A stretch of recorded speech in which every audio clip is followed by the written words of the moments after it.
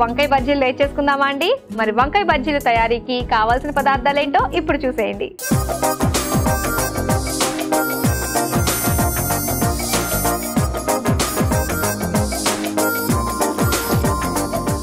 వంకాయ బజ్జీలు తయారీకి కావాల్సిన పదార్థాలు సిద్ధంగా ఉన్నాయి.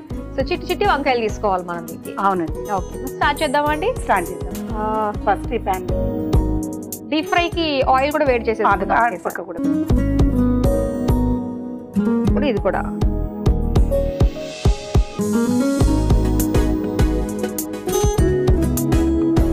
ఇందులో మనం ఫస్ట్ పల్లీలు నువ్వులు వేయించుకుందాం. ఓకే,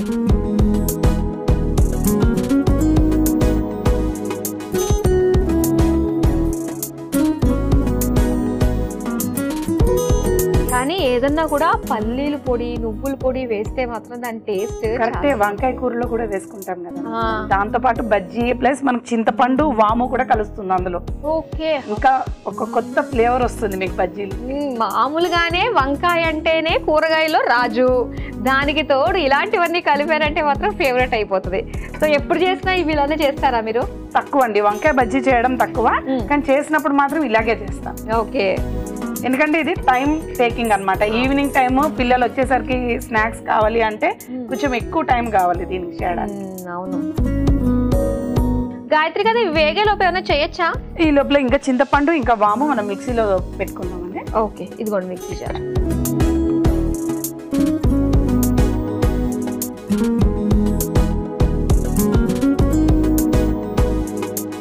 ఇందులో ఫస్ట్ మనం మిక్సీలో చింతపండు వేసుకున్నాం మాదిరి, కొంచెం అంతా సరిపోతుంది. నెక్స్ట్ వాము, పిల్లలకి వాము చాలా మంచిది, వాళ్ళు ఊరికే తినమంటే తినరు కాబట్టి అప్పుడప్పుడు వాము పొడి అలాంటివి చేసి పిల్లలకి పెడుతుంటే కూడా మంచి విటమిన్ దొరుకుతుంది. ఇప్పుడు ఇది అయిపోయిందా? అది అయిపోయింది. ఈ లోపల మనం కావాల్సిన పిండి కూడా కలిపి పెట్టుకుందాము, అది చల్లారుతుంది. పిండి కలుపుకొని పక్కన పెట్టుకుందాము. ఇప్పుడు ఒక బౌల్ శనగపిండి వేసుకున్నాం ఇందులో. కొద్దిగానే ఉప్పు పడుతుంది, ఎందుకంటే మనం మసాలా స్టఫ్ లో కూడా కొంచెం ఉప్పు వేస్తాము కాబట్టి తగినంత కొంచెం ఉప్పు సరిపోతుంది. కొద్దిగంత వంట సోడా, ప్రతి బజ్జీలోనూ అందరూ వాడేది.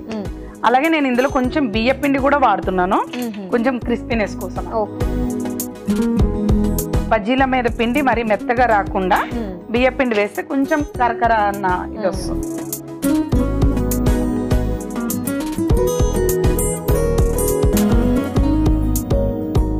ఇందులో కలర్ కోసం కొంచెం పసుపు కూడా వేసుకుందాం మనం, నేచురల్ కలర్.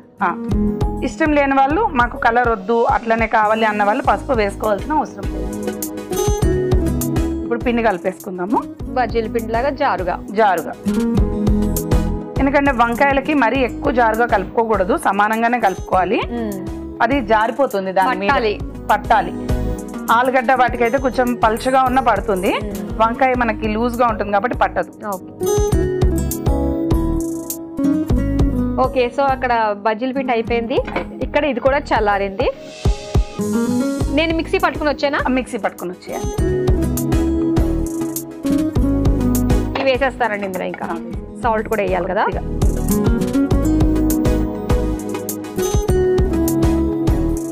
మరి పేస్ట్ లా కాకపోయినా పర్వాలేదా? పేస్ట్ లాగే ఉండాలండి, అది మనం వంకాయలోకి పట్టాలి కదా. సాల్ట్ ఇప్పుడు మిక్సీ పట్టుకుని వచ్చేస్తాను నేను.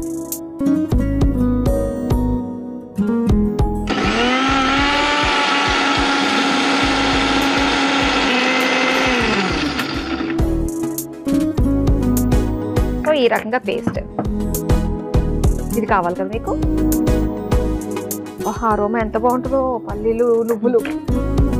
ఓకే, ఇప్పుడు మనం స్టఫ్ రెడీ అయిపోయింది కాబట్టి ఇది వంకాయల్లో కూరేసుకుందామండి.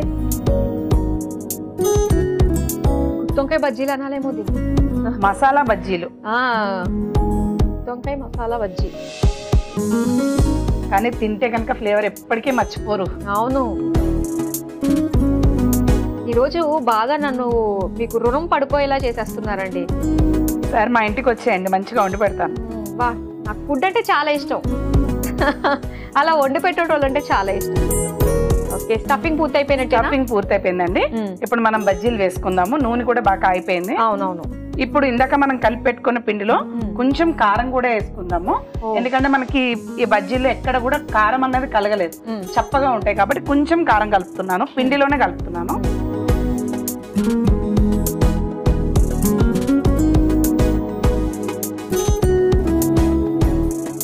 ఇప్పుడు మనం కారం వేసి పిండి కలుపుకున్నాం కదా, ఒక్కొక్క వంకాయని తీసి బజ్జీలో వేసేసుకుందామండి. ఇది వేసుకునేటప్పుడు స్టఫ్ ఊడిపోకుండా చూసుకోవాలి కొంచెం.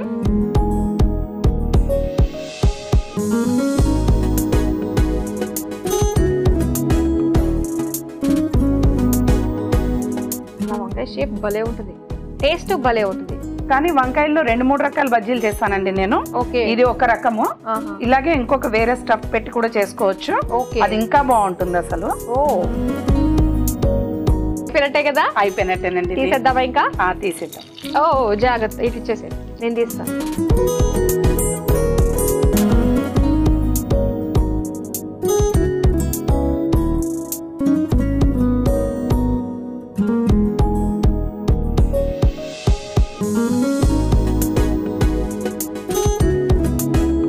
ఎంత బాగా వచ్చాయి చూడండి, దిష్టి తగిలేటట్టు ఉంది మన బజ్జీలకి కదా. ఓకే, దాని మీద కొంచెం లైట్ గా నిమ్మకాయ రసం పెడదామండి, మంచి టేస్ట్ వస్తుంది. ఓకే,